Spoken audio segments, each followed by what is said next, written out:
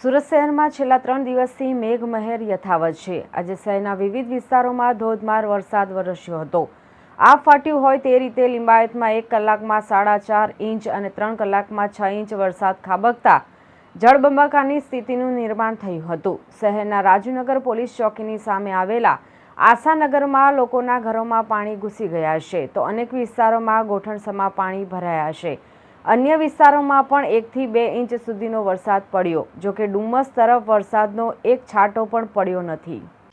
હવામાન વિભાગે આજે સુરત સહિત સમગ્ર દક્ષિણ ગુજરાતમાં વરસાદની આગાહી કરી હતી, જે મુજબ સુરત શહેરમાં મેઘમહેર જોવા મળી રહી હતી। અત્રે ઉલ્લેખનીય છે કે છેલ્લા કેટલાક દિવસોથી પડી રહેલા વરસાદથી લોકોને ગરમી અને બફારામાંથી રાહત મળી છે, પરંતુ કામ અર્થે ઘરની બહાર નીકળેલા લોકોને અચાનક આવેલા વરસાદથી હાલાકીનો સામનો કરવો પડ્યો હતો। સવારના બફારા અને ઉકળાટ બાદ બપોરે અચાનક વાતાવરણમાં પલટો આવ્યો હતો। ભારે વરસાદને પગલે શહેરના પીપલોદ અથવા ડુમસ રોડ તથા વરાછા અને સિટી લાઇટ જેવા વિસ્તારોમાં વરસાદ નોંધાયો હતો। ભારે વરસાદના કારણે રસ્તા ઉપર પાણી ફરી વળ્યા હતા અને વિઝિબિલિટીમાં પણ ઘટાડો થયો હતો, જેના કારણે વાહન ચાલકોને અવરજવરમાં ભારે મુશ્કેલીનો સામનો કરવો પડ્યો હતો। અનેક વાહન ચાલકોને વરસાદ બંધ થાય ત્યાં સુધી રસ્તાની બાજુમાં થોભી જવાની ફરજ પડી હતી।